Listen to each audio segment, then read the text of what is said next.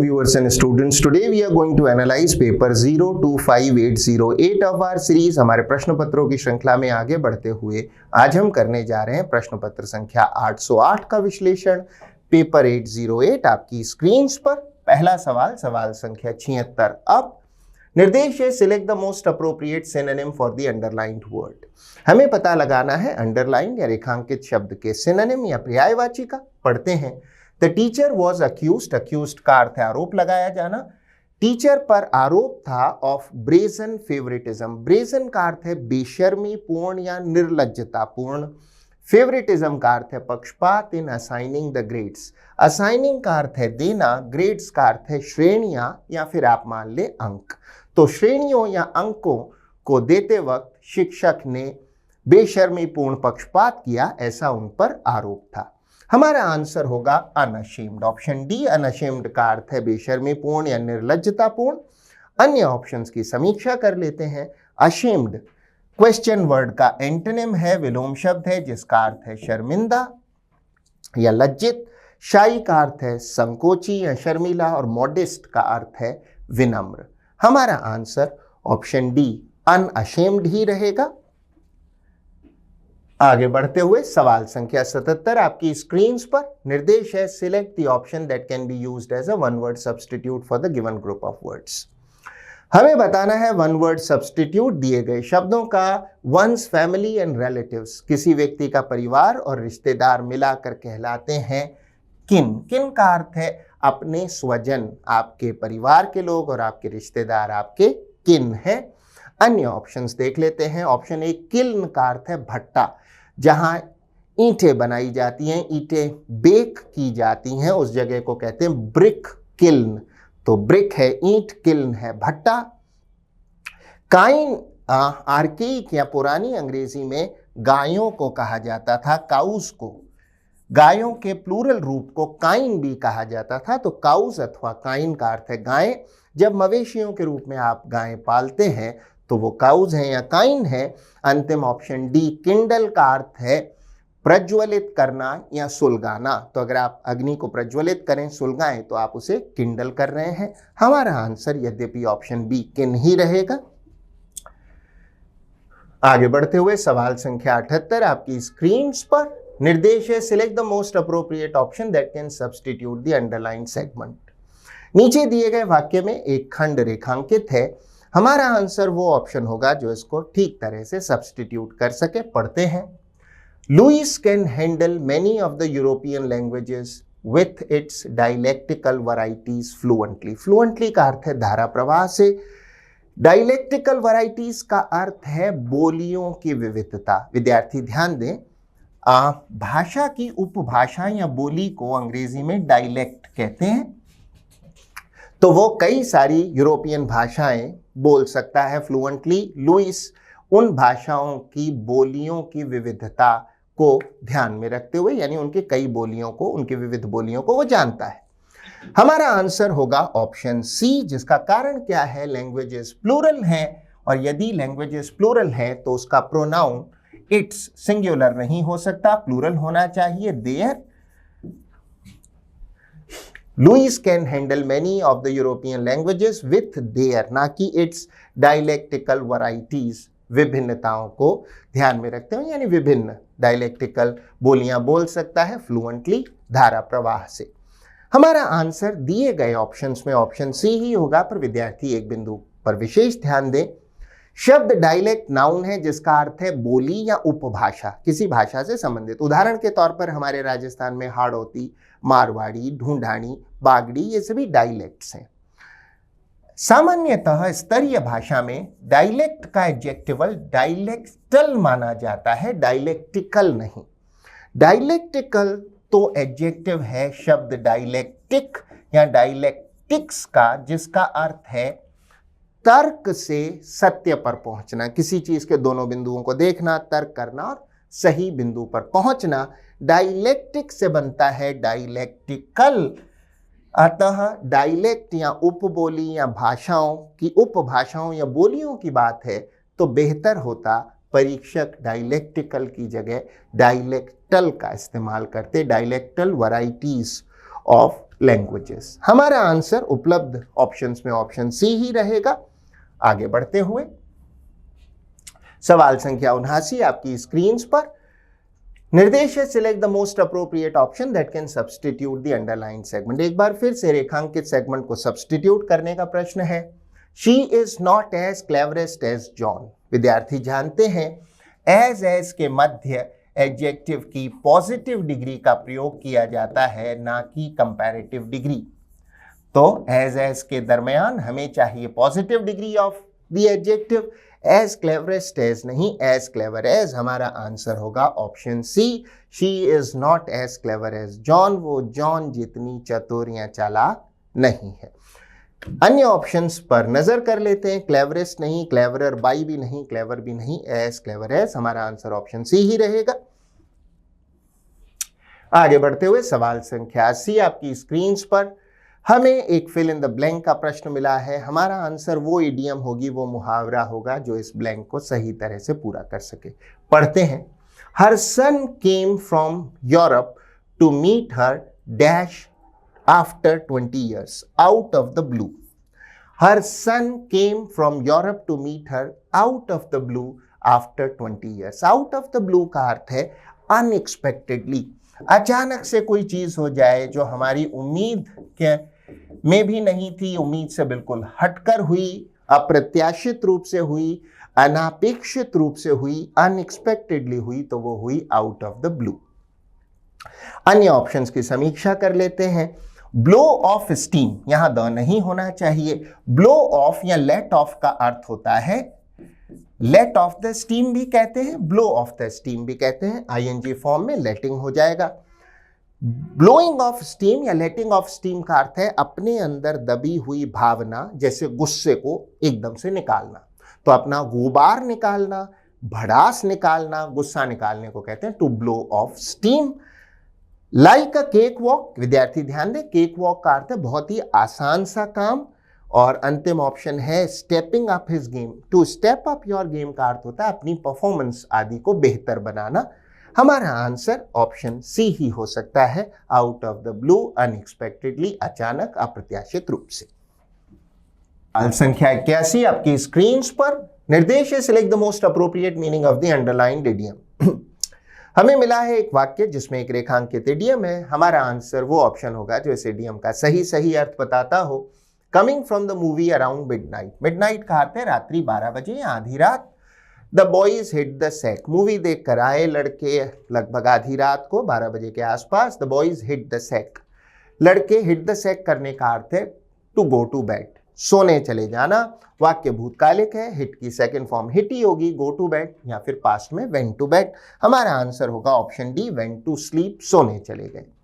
अन्य ऑप्शंस को देख लेते हैं। हिट अ वॉल नहीं, जम्प्ड विद जॉय भी नहीं, शाउटेड एट देयर पेरेंट्स भी नहीं। हिट द सैक का अर्थ है सोने चले जाना, वेंट टू स्लीप या वेंट टू बेड। हमारा आंसर ऑप्शन डी ही रहेगा। आगे बढ़ते हुए सवाल संख्या 82 आपकी स्क्रीन पर।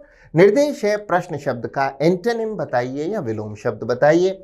प्रश्न शब्द है फियर्स, जिसका अर्थ होता है उग्र या आक्रामक या प्रचंड। हमें चाहिए इसका विलोम शब्द एंटोनिम। हमारा आंसर होगा जेंटल। जेंटल का अर्थ है सौम्य, भद्र, या फिर कोई चीज जो बहुत आहिस्ता से की गई हो। क्रिकेट में आप सुनते होंगे, कहते हैं जेंटल पुश, तो सौम्य, भद्र या आहिस्ता से किया गया कोई काम। अन्य ऑप्शन से एक बार देख लेते हैं। वास्ट का अर्थ है विशाल या ह्यूज। सेकंड ऑप्शन रंबशियस का अर्थ है शोरपूर्ण, नॉइजी, अप्रोरियस। और शोर का अर्थ है दर्द करता हुआ। अगर आपके शरीर का कोई हिस्सा शोर है तो उसमें दर्द हो रहा है। गले में दर्द हो तो लोग कहते हैं I have got sore throat. हमारा आंसर ऑप्शन सी, जेंटल ही रहेगा। आगे बढ़ते हुए सवाल संख्या 83 आपकी स्क्रीन पर। निर्देश है select the most appropriate option that can substitute the underline segment in the given sentence. वाक्य में एक रेखांकित खंड है। हमारा आंसर वो ऑप्शन होगा जो इसका सही सब्सटीट्यूशन करता हो। पढ़ते हैं। Despite having a broken leg, टूटी हुई टांग होने के बावजूद, डिस्पाइट का अर्थ है के बावजूद, Sara manage to finish the marathon on record time. हमें सब्सटीट्यूशन करना है रेखांकित हिस्से का। ऑन रिकॉर्ड टाइम नहीं होता, इन रिकॉर्ड टाइम होता है। टूटी टांग होने के बावजूद भी सारा ने जो रेस थी वो रिकॉर्ड टाइम में खत्म की। हमारा आंसर वो ऑप्शन होगा जो ऑन की त्रुटि को सही करके इन बनाता हो। हमारा आंसर होगा option C, she manage to finish the marathon. Marathon कहते हैं लंबी दौड़ को, लगभग 45 किलोमीटर के आसपास लंबी दौड़, मैराथन इन रिकॉर्ड टाइम। उस लंबी दौड़ को, मैराथन को उसने रिकॉर्ड समय में पूरा किया। अन्य ऑप्शंस देख लेते हैं, फिनिश द मैराथन, टू नहीं, एट भी नहीं, और अंतिम ऑप्शन ऑन रिकॉर्ड टाइम भी नहीं, इन रिकॉर्ड टाइम। उस लंबी दौड़ को उसने रिकॉर्ड समय में पूरा किया। हमारा आंसर ऑप्शन सी ही रहेगा। वही सवाल संख्या 84 आपकी स्क्रीन पर। हमारा निर्देश है प्रश्न शब्द कॉन्स्पिक्यूअस का सिनोनिम बताएं। शब्द कॉन्स्पिक्यूअस का अर्थ है स्पष्ट या क्लियर। हमारा आंसर होगा ऑप्शन सी, ऑब्वियस, जिसका अर्थ भी वही है, क्लियर या स्पष्ट। प्रश्न शब्द कॉन्स्पिक्यूअस का पर्यायवाची या सिनोनिम ऑब्वियस। विद्यार्थी ध्यान दें, दो अन्य बेहतरीन सिनोनिम्स हो सकते हैं, एविडेंट तथा मैनिफेस्ट।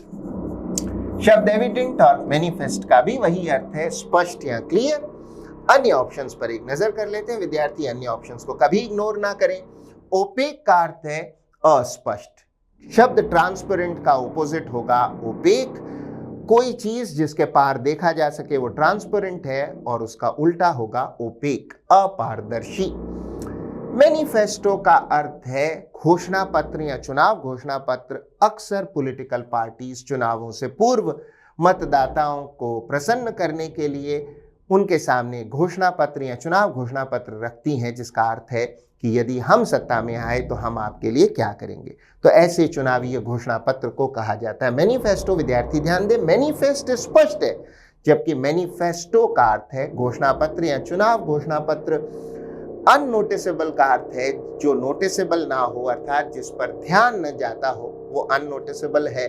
हमारा आंसर ऑप्शन सी, ऑब्वियस ही रहेगा। ते हुए सवाल संख्या 85 आपकी स्क्रीन पर पढ़ते हैं। The ruins of the building do tell us the story of a defunct organization. Ruins का अर्थ है किसी चीज का बर्बाद ढेर या खंडहर। बिल्डिंग का जो खंडहर है वो क्या बताते हैं हमें, डू टेल अस, हमें निश्चित रूप से बताते हैं the story of a defunct organisation. Defunct का अर्थ है जो बिल्कुल काम नहीं करती, जो डेड है, इनऑपरेटिव है, जो फंक्शनल नहीं है, जो अब काम नहीं करती। उपलब्ध ऑप्शंस में हमारा आंसर होगा ऑप्शन डी। विद्यार्थी ध्यान दें, ऑब्सोलीट का अर्थ होता है अप्रचलित या चलन से बाहर। अगर कोई चीज ऑब्सोलीट हो गई है, जैसे कोई टेक्नोलॉजी ऑब्सोलीट हो गई है, तो अब वो काम नहीं आती, चलन से बाहर है। अन्य ऑप्शंस पर एक नजर कर लेते हैं। ऑप्शन ए प्रोमिनेंट का अर्थ है प्रमुख या प्रसिद्ध। कंटेम्पररी शब्द के दो अर्थ है, एक अर्थ है समकालीन या समसामयिक। यदि दो घटनाएं एक ही समय पर हुई तो वो कंटेम्पररी घटनाएं थी। दूसरा अर्थ कंटेम्पररी का अर्थ है मॉडर्न या आधुनिक। ऑप्शन सी एक्सटिंक्शन का अर्थ है विलुप्ति। तो डायनासोर्स का एक्सटिंक्शन हुआ करोड़ों वर्ष पहले। हमारा आंसर उपलब्ध से ऑप्शंस में ऑप्शन डी, ऑब्सोलीट ही रहेगा। आगे बढ़ते हुए सवाल संख्या 86 आपकी स्क्रीन पर। निर्देश है select the option that expresses the following sentence in passive voice. हमें एक्टिव वॉइस का एक वाक्य मिला है। हमारा आंसर वो ऑप्शन होगा जो इसे ठीक तरीके से पैसिव वॉइस में बदल दे। पढ़ते हैं, the storm uprooted a large number of trees yesterday. विद्यार्थी ध्यान दें, ऐसे वाक्यों में हमें सबसे पहले वाक्य के टेंस का पता लगाना चाहिए। द स्टॉर्म है तूफान, अपरूट का अर्थ है जड़ से उखाड़ना, large number of trees. Subject के साथ वर्ब की पास्ट फॉर्म या सेकंड फॉर्म का इस्तेमाल हुआ है। टेंस हुआ सिंपल पास्ट टेंस। हमारा नया सब्जेक्ट होगा a large number of trees. Simple past tense, passive voice में हेल्पिंग वर्ब्स होती हैं वॉस अथवा वर, जैसी भी आवश्यकता हो नए सब्जेक्ट के मुताबिक, और फिर वर्ब की थर्ड फॉर्म या past participle form. A large number of trees plural subject है, वॉस नहीं वर चाहिए। A large number of trees were uprooted. हमारा आंसर कौन सा ऑप्शन होगा जिसमें हो a large number of trees were uprooted? हमारा आंसर होगा ऑप्शन सी, निसंदेह। A large number of trees were uprooted by the storm yesterday. बहुत सारे पेड़ तूफान द्वारा कल उखाड़ दिए गए। अपरूट का अर्थ है उखाड़ना। अन्य ऑप्शंस की समीक्षा कर लेते हैं। ट्रीज वर अपरूटेड नहीं, हमें चाहिए a large number of trees. Option B विद्यार्थी ध्यान दे, लार्ज नंबर नहीं, a large number of. A large number of का अर्थ है बहुत बड़ी संख्या, किसी बड़ी संख्या को अ नंबर ऑफ कहते हैं, नंबर ऑफ नहीं कहते। अ large number of trees was uprooted नहीं होगा, क्योंकि ट्रीज एक प्लूरल सब्जेक्ट है, हेल्पिंग वर्ब हमें चाहिए वर्ब ना कि वॉज। हमारा आंसर ऑप्शन सी ही रहेगा। सवाल संख्या 87 आपकी स्क्रीन पर। निर्देश है select the option that expresses the given sentence in active voice. अब की बार हमें मिला है पैसिव वॉइस का एक वाक्य जिसे हमें बदलना है एक्टिव वॉइस में। पढ़ते हैं, his wife was killed by him. विद्यार्थी ध्यान दें, ऐसे वाक्यों में सबसे पहले हमें टेंस पहचानना होता है। वाक्य का टेंस है सिंपल पास्ट और वॉइस है पैसिव, हमें इसे एक्टिव में बदलना है। वॉज के साथ वर्ब की थर्ड फॉर्म का इस्तेमाल किया गया है। एक्टिव वॉइस में नए सब्जेक्ट के साथ वर्ब की सेकंड फॉर्म का प्रयोग होगा। नया सब्जेक्ट होगा ही। ही वर्ब की सेकंड या पास्ट फॉर्म किल की होगी, killed, he killed his wife. सही आंसर होगा, हमारा आंसर होगा option A, he killed his wife. अन्य ऑप्शंस की समीक्षा कर लेते हैं। ही किल्स नहीं, वाक्य भूतकालिक है। हिम किल्स बिल्कुल नहीं, ही हैज किल्ड भी नहीं, ही किल्ड हिज वाइफ। हमारा आंसर ऑप्शन ए ही रहेगा। सवाल संख्या 88 आपकी स्क्रीन पर। अब निर्देश है identify the incorrectly spelled word in the following sentence and select it's correct spelling from the given options. हमारे निर्देश है नीचे दिए गए वाक्य को पढ़ें, इसमें उस शब्द को पहचानें जिसकी स्पेलिंग गलत है और फिर उसकी सही स्पेलिंग का चुनाव करें दिए गए ऑप्शन से। The preview version will give you a glimpse of the entire book.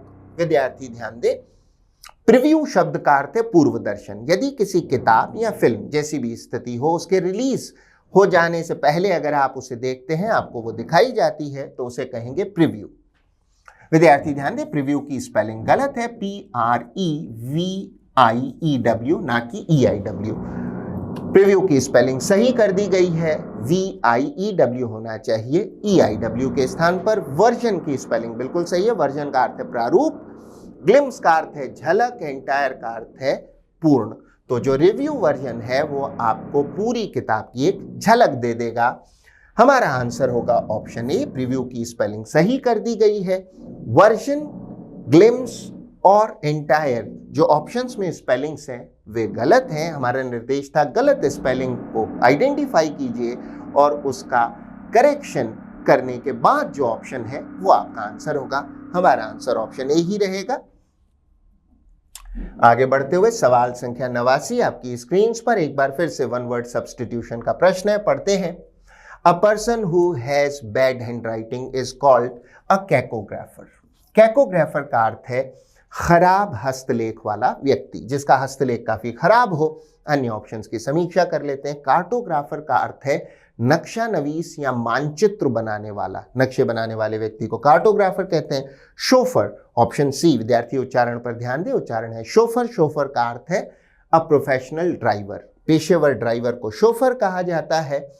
Calligrapher अंतिम ऑप्शन, कैलीग्राफर ओपोजिट है, एंटोनिम है कैकोग्राफर का। कैलीग्राफर का अर्थ है जिसकी हैंडराइटिंग काफी सुंदर हो, जिसका हस्तलेख सुंदर हो। हमारा आंसर ऑप्शन बी, कैकोग्राफर ही रहेगा। आगे बढ़ते हुए सवाल संख्या 90 आपकी स्क्रीन पर। निर्देश है select the incorrectly spelled word. हमारा आंसर वो ऑप्शन होगा जिसकी स्पेलिंग गलत है। निसंदेह हमारा आंसर होगा ऑप्शन बी, शब्द ज्वेलरी की स्पेलिंग त्रुटिपूर्ण है। सही स्पेलिंग होगी JEWELLERY। आप जानते हैं ज्वेलरी का अर्थ जेवरात या आभूषण। अन्य ऑप्शंस को कभी इग्नोर ना करें। ऑप्शन ए एक बेहतरीन शब्द है, कंशियसनेस, जिसका अर्थ है काम को बारीकी से या ईमानदारी से किया जाने वाला व्यवहार। आपके व्यवहार या आचरण की वो बात जिसमें आप काम को बहुत ईमानदारी और बारीकी से करते हैं, केयर के साथ करते हैं, तो आपका ये गुण हुआ कंशियसनेस। इसके लिए एक सिनोनिम हो सकता है डिलीजेंस। ऑप्शन सी प्रोफेशनल का अर्थ आप जानते हैं पेशेवर। और ऑप्शन डी एक बहुत अच्छा शब्द है, रेवोल्यूशनाइज का अर्थ है क्रांति ले आना या फिर बड़े बदलाव करना। अगर आप किसी सिस्टम में बहुत आमूल चूल परिवर्तन लाते हैं, ट्रांसफॉर्म कर देते हैं पूरे सिस्टम को, तो आप उसे रेवोल्यूशनाइज करते हैं, वहां क्रांति ले आते हैं। हमारा आंसर यद्यपि ऑप्शन बी ही रहेगा। आगे बढ़ते हुए सवाल संख्या 91 आपकी स्क्रीन पर निर्देश है, select the most appropriate option that can substitute the underlined words.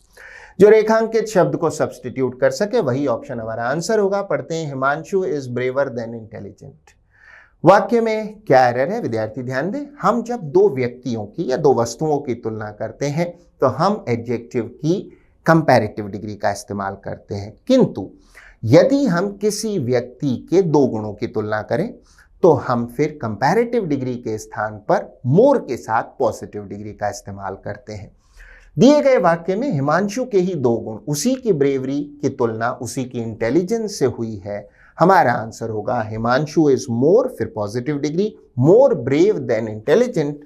उपलब्ध सिनोनिम्स में हमारा आंसर होगा option D, is more brave then intelligent. अन्य ऑप्शंस पर एक नजर कर लेते हैं।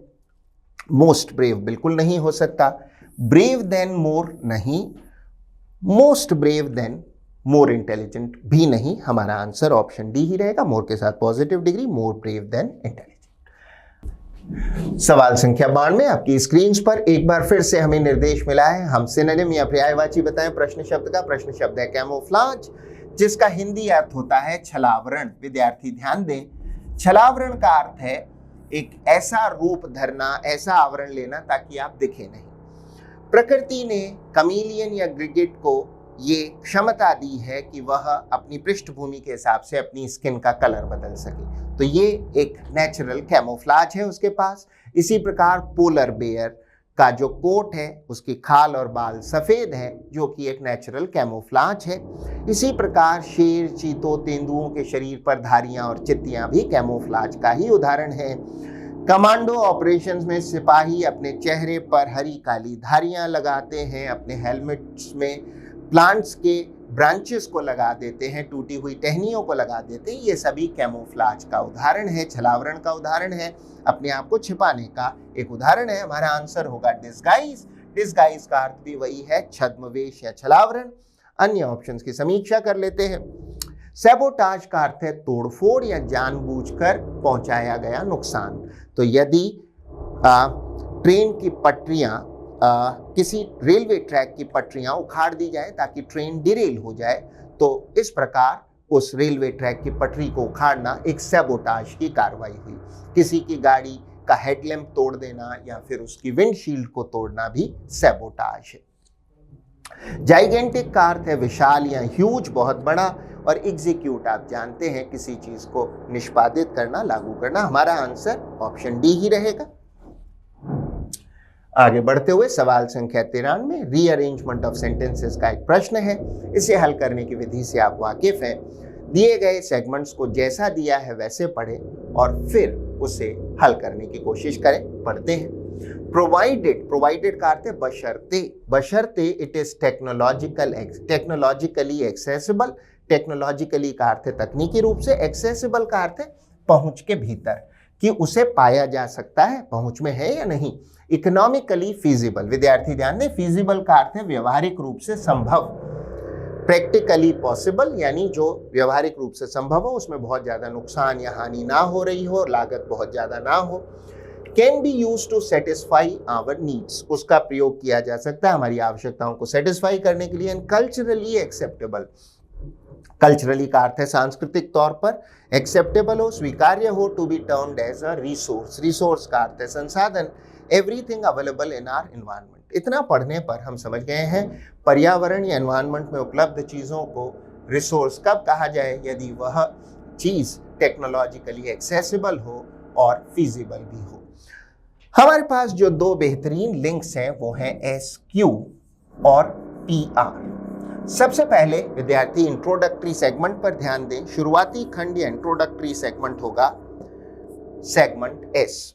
Everything available in our environment, हमारे पर्यावरण में हर वो चीज जो उपलब्ध है, can be used, everything can be used to satisfy our needs, हमारी जरूरतों को संतुष्ट करने के लिए, जरूरतों को पूरा करने के लिए काम में ली जा सकती है। बशर्ते, प्रोवाइडेड, बशर्ते मीन्स शर्त यह है कि इट इज टेक्नोलॉजिकली एक्सेसिबल, तकनीकी रूप से वो पाने योग्य हो, वहां तक हम पहुंच सकें, उसका प्रयोग कर सकें। इकोनॉमिकली फीजिबल, आर्थिक रूप से प्रैक्टिकल हो, एंड अंतिम खंड सिर्फ आर हो सकता है। एंड कल्चरली एक्सेप्टेबल, और सांस्कृतिक रूप से स्वीकार्य हो, टू बी टर्म, ताकि उसे क्या टर्म किया जा सके, क्या नाम दिया जा सके, एज अ रिसोर्स। रिसोर्स का अर्थ है संसाधन। हमारा आंसर वो सेगमेंट होगा जिसमें सबसे पहले एस हो, फिर क्यू और अंत में पी आर हो। ऐसा सीक्वेंस है सिर्फ ऑप्शन बी में, एस क्यू पी आर, अन्य कोई ऑप्शन सही नहीं। आगे बढ़ते हुए सवाल संख्या 94 आपकी स्क्रीन पर एक बार फिर से वन वर्ड सब्स्टिट्यूशन का प्रश्न है, पढ़ते हैं। One who always aspects the worst possible outcome, outcome का अर्थ है परिणाम। ऐसा व्यक्ति जो हमेशा ऐसा लगता है जिसे कि बुरा ही होगा, जो निराशावादी हो या फिर नकारात्मक पक्ष पर ही ध्यान देता हो, कहलाता है पेसिमिस्ट, निराशावादी। अन्य ऑप्शंस की समीक्षा कर लेते हैं। ऑप्शन बी ऑप्टिमिस्ट का अर्थ है आशावादी, जो कि पेसिमिस्ट का एंटोनिम है, विलोम शब्द है। प्रीचर का अर्थ है उपदेशक, जो व्यक्ति उपदेश प्रवचन देता हो उसे कहते हैं प्रीचर। और अंतिम ऑप्शन सीरियल किलर का अर्थ है ऐसा व्यक्ति जो बहुत सारी हत्याएं करता हो, सामान्यतः 3 या उससे ज्यादा हत्याएं करे कुछ कुछ अंतराल पर, ऐसे हत्यारे को कहते हैं सीरियल किलर। हमारा आंसर यद्यपि ऑप्शन ए पेसिमिस्ट ही रहेगा। आगे बढ़ते हुए सवाल संख्या 95 आपकी स्क्रीन पर हमें बताना है प्रश्न शब्द का सिनोनिम या पर्यायवाची। डिमिन्यूटिव का अर्थ है टाइनी या छोटा सा। अगर किसी व्यक्ति को डिमिन्यूटिव मैन कहा जा रहा है तो उसकी हाइट या उसका कद बहुत कम है। हमारा आंसर होगा मिनिएचर। मिनिएचर का अर्थ है बहुत, किसी चीज का छोटा रूप, या टाइनी एकदम से बहुत ही छोटा। अन्य ऑप्शंस देखते हैं। डिस्टिंग्विश का अर्थ है अंतर करना, फर्क करना या अंतर करना। ऑप्शन सी इनॉर्मस का अर्थ है विशाल या ह्यूज। कुछ समय पूर्व आपने पढ़ा जाइगेंटिक, जाइगेंटिक इनॉर्मस दोनों ही सिनोनिम्स हैं ह्यूज के, बहुत बड़े या विशाल के। अंतिम ऑप्शन डी प्रोपेगेंडा का अर्थ है प्रचार, अक्सर राजनीतिक प्रचार जिसका मकसद लोगों की राय को प्रभावित करना हो उसे कहते हैं प्रोपेगेंडा। हमारा आंसर ऑप्शन ए ही रहेगा। आगे बढ़ते हुए अंतिम 5 प्रश्न क्लोज टेस्ट। आप जानते हैं फिल इन द ब्लैंक्स का एक समुच्चय है, इसे हल करने की विधि से आप वाकिफ हैं। दिए गए पैसेज को जैसे दिया है वैसे पढ़ें, पहली बार में हल करने की चेष्टा ना करें। यदि समय अल्प हो, समय का अभाव हो, तो आधा पैसेज पढ़ें, उसके उपरांत हल करें और हमेशा याद रखें ब्लैंक के आगे तक पढ़ें। तो पढ़ते हैं। Indian culture treats guests as god and serves them and takes care of them as if they were part and dash of the family itself. Even though we don't have anything to eat, the guests are never left hungry. चाहे हमारे पास खुद के पास खाने को ना हो, जो guest हैं उन्हें कभी भी भूखा नहीं छोड़ा जाता। And are always dash after by the members of the family, elders. elders है बड़े लोग जो हमसे आयु में बड़े हैं। And respect for elders, बड़े लोग और उनके लिए सम्मान is a major component. component का अर्थ है भाग या अवयव। In Indian culture, culture है संस्कृति। Elders are the dash force of any family and hence the love and respect for elders comes from dash and is not artificial. इतना पढ़ने पर हम समझ गए हैं अतिथियों और बड़े लोगों के सम्मान के विषय में ये पैसेज है। अब इसे हल करते हैं। इंडियन कल्चर ट्रीट्स का अर्थ है बर्ताव करना, व्यवहार देना। गेस्ट्स का अर्थ है अतिथि, मेहमान। As god and serves them, उन्हें भगवान मानता है। And serves them and takes care of them, उनकी देखभाल करता है। एज इफ मानो की देवर पार्ट एंड पार्सल। विद्यार्थी ध्यान दें, एक इडियोमैटिक एक्सप्रेशन है पार्ट एंड पार्सल, जिसका अर्थ होता है अभिन्न भाग, किसी चीज का अभिन्न भाग। Part and parcel of the family itself, की वो परिवार का ही हिस्सा हो, अभिन्न भाग हो। अन्य ऑप्शंस पर एक नजर कर लेते हैं। ऑप्शन ए कॉलीग का अर्थ है साथी या सहकर्मी। फेट का अर्थ है मुकद्दर या किस्मत, या इंग्लिश में कहें तो डेस्टिनी। और मेंबर आप जानते हैं सदस्य। हमारा आंसर पार्सल ही होगा। आगे बढ़ते हुए, even though we don't have anything to eat, चाहे हमारे पास खुद के पास खाने को कुछ ना हो। The guests are never left hungry, अतिथियों को कभी भूखा नहीं छोड़ा जाता। And are always looked after. Look after का अर्थ है देखभाल करना। By the members of the family, परिवार के सदस्यों के द्वारा। अन्य ऑप्शंस को रिव्यू कर लेते हैं। विद्यार्थी ध्यान दें, सॉट पास्ट टेंस है सीक का। सीक का अर्थ है पाना, चाहना या किसी चीज को ढूंढना। आप कोई चीज चाहते हैं पाना तो आप उसे सीक कर रहे हैं। सॉट उसका पास्ट टेंस है, पाना चाहा या फिर किसी चीज को ढूंढा क्योंकि हम चाहते हैं हमें वो मिल जाए। ब्रॉट पास्ट टेंस है, ब्रिंग का लाना, भूतकाल में लाया। और टेकन थर्ड फॉर्म है, पास्ट पार्टिसिपल फॉर्म है टेक की। हमारा आंसर ऑप्शन डी लुक्ड ही रहेगा, looked after. By the members of the family, आगे बढ़ते हुए elders and respect for elders is a major component. Component का अर्थ होता है भाग या अवयव। बड़े लोग और बड़े लोगों के लिए सम्मान भारतीय संस्कृति का एक बहुत बड़ा भाग है, कंपोनेंट है। Elders are the dash force, elders are the driving force. Driving का अर्थ है जो चला रहा हो, जो आगे बढ़ा रहा हो। तो जो बड़े लोग हैं वो ड्राइविंग फोर्स हैं, वो बल है जो हमें आगे बढ़ा रहा है for any family. And hence, hence का अर्थ होता है अतः या इसलिए। The love and respect for elders. अन्य ऑप्शंस की समीक्षा कर लेते हैं आगे बढ़ने से पहले। डाइवर्ट का अर्थ है किसी चीज की दिशा बदलना या कहीं और किसी चीज को मोड़ देना। केयरिंग, केयर की आईएनजी फॉर्म है, आप जानते हैं, देखभाल करना। और डिराइव का अर्थ है व्युत्पन्न करना या किसी चीज से प्राप्त करने को कहते हैं डिराइव, उसकी आईएनजी फॉर्म होगी डिराइविंग। हमारा आंसर होगा ड्राइविंग। एक बार पुनः, elders are the driving force of any family and hence, इस प्रकार the love and respect for elders comes from within. इसलिए उनके लिए जो सम्मान है, एल्डर्स के लिए, बड़े लोगों के लिए जो सम्मान है वो भीतर से आता है। फ्रॉम विद इन है अपने भीतर से, अपने अंतर्मन से।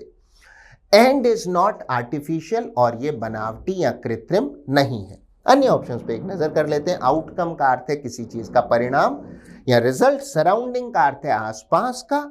और विदाउट आप जानते हैं बिना। हमारा answer option A within ही रहेगा।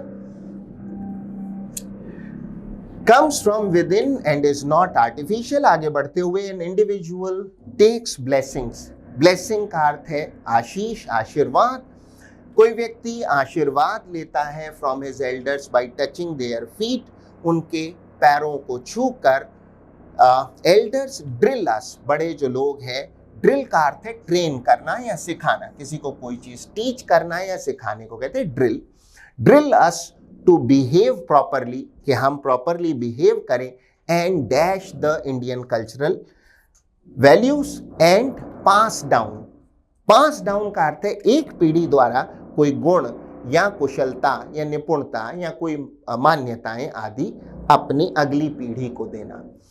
वो हमें ड्रिल करते हैं, सिखाते हैं कैसे प्रॉपरली बिहेव करें, कैसे अच्छे से बर्ताव करें। एंड पास डाउन, और पीढ़ियों से अगली पीढ़ियों को देते हैं द इंडियन कल्चरल वैल्यूज, हमारी भारतीय सांस्कृतिक वैल्यूज हैं, मूल्य। टू अस हमें देते हैं एज वी ग्रो, जैसे जैसे हम बड़े होते। अन्य ऑप्शंस को रिव्यू कर लेते हैं। पुट ऑन का अर्थ आप जानते हैं किसी चीज को धारण करना। होल्ड ऑन का अर्थ है किसी चीज को रोकना या फिर जैसे किसी चीज को पकड़ना अथवा रोकना। जैसे मैं कहूँ होल्ड ऑन टू दिस, इसे पकड़े रहें, ग्रास्प करें। और होल्ड ऑन अगर हम फोन पर या इस समय ऐसी किसी परिस्थिति में कहते हैं होल्ड ऑन द लाइन, तो इसका अर्थ होता है इंतजार करना, टू वेट। तो किसी चीज को पकड़ना या फिर इंतजार करना। और अंतिम option grow on. Grow on एक बहुत अच्छी फ्रेजल वर्ब है। इसका अर्थ है कोई चीज आपको बहुत ज्यादा अपीलिंग या आकर्षक लगने लगे। अगर कहीं का माहौल अब आपको बहुत भाने लगा है तो आप कहेंगे the environment here has begun to grow on me. Grow on का मतलब है धीरे धीरे और अपीलिंग, आकर्षक होने लगना और भाने लगना। हमारा answer option C pass down ही रहेगा। तो ये था आपका एनालिसिस पेपर 808 का। I hope you manage to learn a few things from it. अच्छे असर के लिए वीडियो को फिर से देखें, वीडियो में सिखाए गए नियमों का अभ्यास करें, वीडियो में जो आपने वोकैबुलरी सीखी उसे लिखें, नोट करें, याद करें और बहुत बेहतर होगा इन शब्दों और इडियम्स का इस्तेमाल करें अपने एग्जाम्पल सेंटेंसेस बनाने में। So keep trying, keep working, keep learning. All the best. Bye bye.